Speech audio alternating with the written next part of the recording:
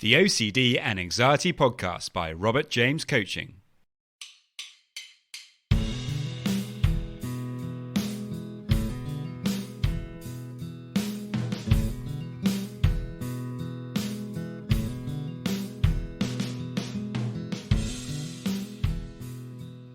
Hello and welcome to the OCD and Anxiety Podcast, where we explore how to have a more positive relationship with anxiety disorders, taking back control so that you can start living the life you choose and not the one chosen by your fears.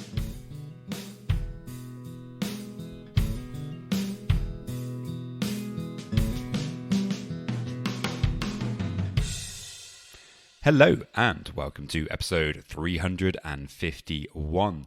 I hope that wherever you are today that you're doing very well, and if you are struggling with OCD or anxiety, then you can get a free session with me. To get that, you can head over to my website robertjamescoaching.com and you can book in there directly for that free session, or if you prefer, you can send me a message and let me know about what you're struggling with. Now, in today's podcast, a bit of a funny title, a bit of a play on words. Really, it's based on a film, Fear and Loathing, in OCD land. And really, what I'm talking about here is when we go down the rabbit hole with OCD, when we get into that particular place where we are letting go of our power in a way by ruminating, by resisting the anxiety and inadvertently making things worse for ourselves. And I'm going to be talking about that and how we can generally help ourselves to not do that. I really hope that you enjoy. If you'd like to follow the podcast some more, you can head over to Instagram and follow and like there. My Instagram handle is at Robert James Coaching UK. And yeah, off we go, guys. I really hope that you enjoy. If you have any questions at all, do please let me know. And off we go.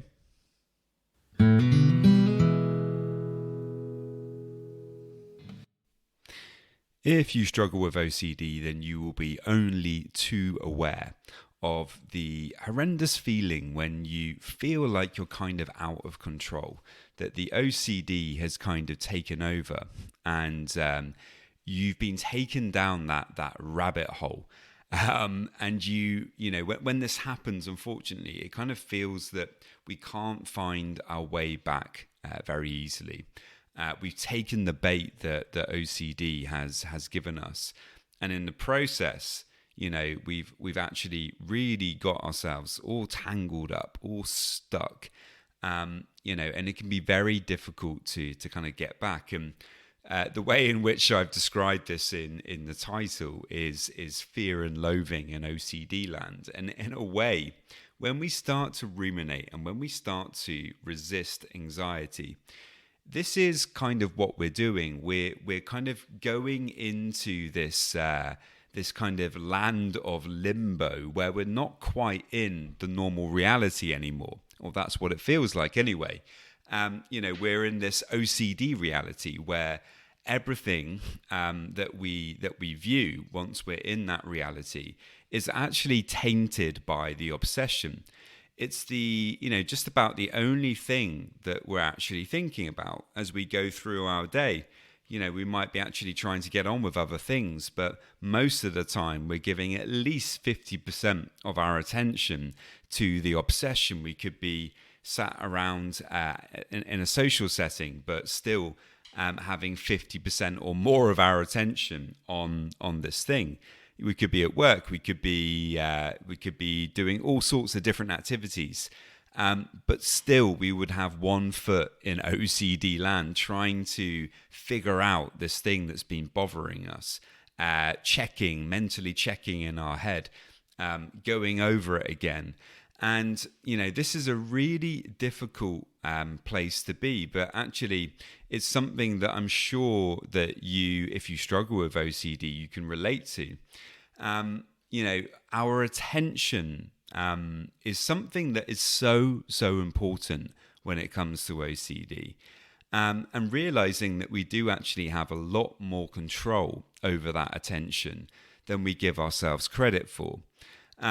with OCD, what tends to happen is when the anxiety begins to get bad and we start to resist that anxiety, because obviously it is that bad and it's that uncomfortable. Unfortunately, that resistance creates more anxiety, and before we know it, we start ruminating about it and performing all these compulsions to deal with those difficult emotions, and we get stuck in that kind of old habit, that old loop. And this really is the kind of entry point into that OCD world, where we feel stuck. And so much of that is actually about attention. Our attention is being taken from us in these situations. Our attention is being stolen by OCD. And unfortunately, it's not that we're actually not paying attention anymore. In fact, a lot of people with OCD are really good at paying attention, but it's that we're actually paying attention to the wrong things. We're paying attention with enormous detail to the particular obsession that might be going through our head. We're looking at it from every different angle, from every different point of view. And, we're trying to figure it out. So it's not that you're not paying attention. Another thing about people with OCD when it comes to attention is they're also very good at hiding the fact that they're actually up in their heads worrying and ruminating about things when they're even surrounded by other people. And this is, something that I think a lot of people with OCD do, is we tend to be really good at disguising the fact that you are really struggling. Most people don't really want other people to know what's going on, and so we tend to disguise it and hide it. And this actually takes an enormous wealth of attention and ability, and sometimes creativity, because you're kind of putting on this performance almost where you're being aware, you're paying attention to what's going on around you, but at the same time, you're really paying attention to your thoughts. And no matter where those thoughts may lead you, you're kind of somehow more or less keeping track of, all of the different challenging thoughts that come up and the different spider webs of thoughts that we kind of create in our minds in relation to them. And we're keeping track of all that whilst also keeping track of conversations going on around us, whilst also monitoring that internal anxiety and how high it is. And, we're doing all of these things and kind of paying attention to them at the same time. So it's not that we can't pay attention, but OCD forces us in a way to pay attention to the wrong things. And that's really where I think, today I wanted to kind of talk about, what you can do. I always like to focus on, as well as pointing out some of the typical problems that I think, people struggle with OCD, and I certainly struggle with myself sometimes. As well as pointing those things out, of course, I like to focus on, well, what can we do? Unfortunately, when it comes to focus, there is a lot that we can do. But as I've just pointed out there, it isn't simply a problem that you can't focus. It's more recognizing that you do have much more ability than you may realize to focus your attention where you need it to be, to remove your attention from all of this fear and loathing in OCD land, and actually to kind of pin it and really put it onto much more helpful things.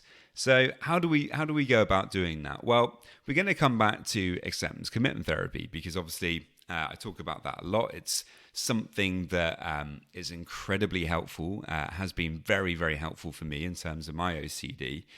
And, one of the big elements of acceptance commitment therapy is really figuring out your values and then choosing to focus your attention away from yourself, away from the internal dialogue, away from trying to figure everything out, away from keeping track of that spider web of problems that we've created in our head.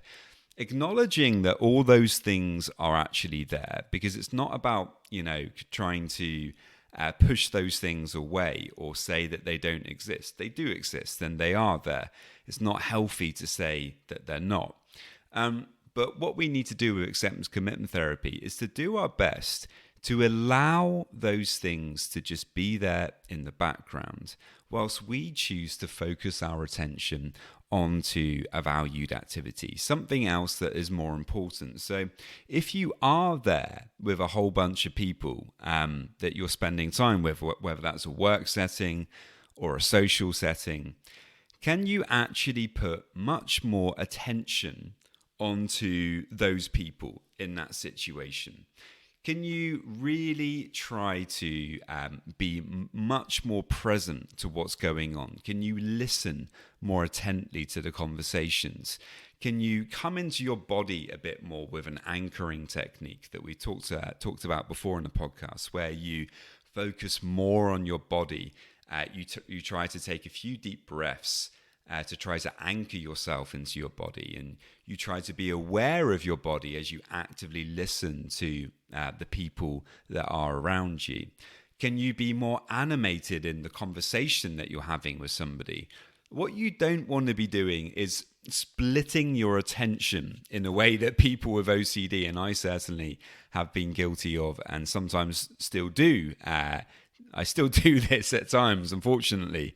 Which is where you're having a conversation with somebody, but at the same time, you're paying attention to your internal monologue. You're paying attention to the sensations of anxiety in your body, and you're not really present in that conversation. You're just kind of showing up and acting as if you are more or less present. I've been there myself, so of course, no judgment with that. But it does help if we just try to be a bit more animated in the conversation. Try to get into it a bit more. Maybe try to tell a joke. Try to be present. And it may surprise you when you really do that and you just try to let go of, that overthinking for 5-10 minutes, where you just give yourself a rest effectively. When we choose to come into the present moment, which again, this is a really big part of acceptance commitment therapy, and focus our attention on something else, even if that's only for 5-10 minutes whilst you're in that social setting, what you're effectively doing is you're just giving your body and mind a rest from all that incessant obsessive thinking, which really is that fear and loathing that I was kind of talking about earlier. That can be really, really helpful. And try to remember as well this analogy of the stage and a spotlight. Your focus, you really want to start protecting that focus. It's the thing that can really help you out when it comes to your OCD. So, whether that is, doing mindful meditation, doing exercise on a regular basis, because that helps with focus, whether that's doing breath work, whether that's practicing refocusing onto your values. All of those things, if you think of this kind of stage analogy and imagine that you're controlling a spotlight. When we are really struggling with OCD and we're getting lost in the fear and loathing kind of OCD land, it's when we've allowed the spotlight to go all the way over to the left-hand side of the stage where the stagehand is, or all the way over to the right-hand side of the stage where there's nothing there to kind of shine a light on. That's really what we do with OCD. We're shining a light on these most innocuous, bizarre things that other people aren't really paying attention to, but we are, because we've got in a habit of doing that. Really, what we want to do is to swing that spotlight back onto the center of the stage. And that's your values. That's the things that you care about. That's the stuff that you really want to pay attention to. And it may be that when you do this, you have to give it more energy. You have to be more animated in whatever it is that you're doing in order to keep that spotlight there. And you might have to keep bringing it back because we know we're going to get distracted. We know we're going to have setbacks. But whenever we do, we try to be non-judgmental about that and to simply bring that spotlight back to the stage, refocus, pay attention again. And like this, we begin this process of actually being more present and more able to determine where our focus goes. And when we can do that, well, I think that really goes a long way to helping with, dealing with OCD and managing it really well in the long term. It's definitely been very helpful for me. So there we go, guys. I really hope that you enjoyed that one. If you have any questions at all, do please let me know, and I will see you next time. Just a quick reminder that if you want to get a free session, all you need to do to get that is to head over to my website, www.robertjamescoaching.com, and there you can leave me a message and we can arrange the free session. And now just a quick reminder of my disclaimer. Any information that you view on my website, Instagram page, Facebook group, or anywhere else online, or any information that you listen to on the podcast is for informational purposes only and is not intended to be a substitute for actual medical or mental health advice from a doctor, psychologist, or any other medical or mental health professional.